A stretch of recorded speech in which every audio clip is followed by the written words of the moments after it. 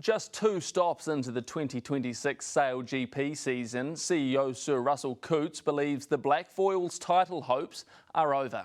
After being penalised in Perth, further consequences are on the way for Peter Burling and his team after yesterday's horror crash with the French. Kiwi grinder Sinclair is recovering well from surgery after receiving compound fractures to both legs. The force of yesterday's crash also threw Team France's strategist through the steering wheel. Mitch Redman has more. The Bonds Flying Roos went back-to-back at the New Zealand Grand Prix today, claiming 2 wins in 2 years in Auckland.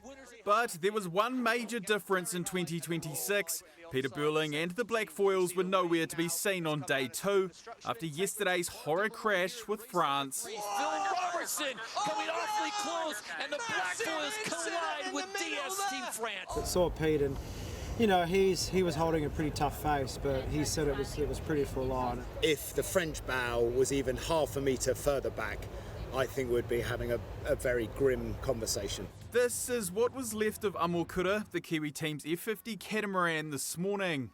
Grinder Sinclair is in hospital and recovering well from surgery after receiving compound fractures to both legs in the incident. And Team France's strategist split her own steering wheel with the force of the crash. But when we get a situation like that,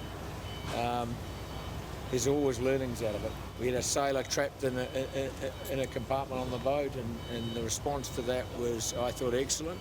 The Flying Roos win was somewhat overshadowed by yesterday's events. The Kiwis as a team, we love to hate them, but individually I love all of those guys. I only saw a couple of them and just gave them a hug, to be honest. Extreme conditions saw split fleet racing introduced today.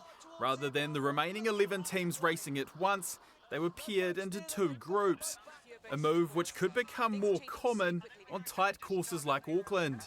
We weren't planning on doing it this weekend, but clearly, with the conditions, and once we saw what the conditions were like, it was the prudent thing to do. Yesterday it just felt like you were just dodging other boats the whole time, and it was quite chaotic on board. The Sydney leg of SailGP is a fortnight away, and the Kiwis are in doubt. I don't know the official answer to that, but I think there's no chance. And the league's boss believes there's no chance of claiming the title either. I think the reality is they're probably out of the season standings now.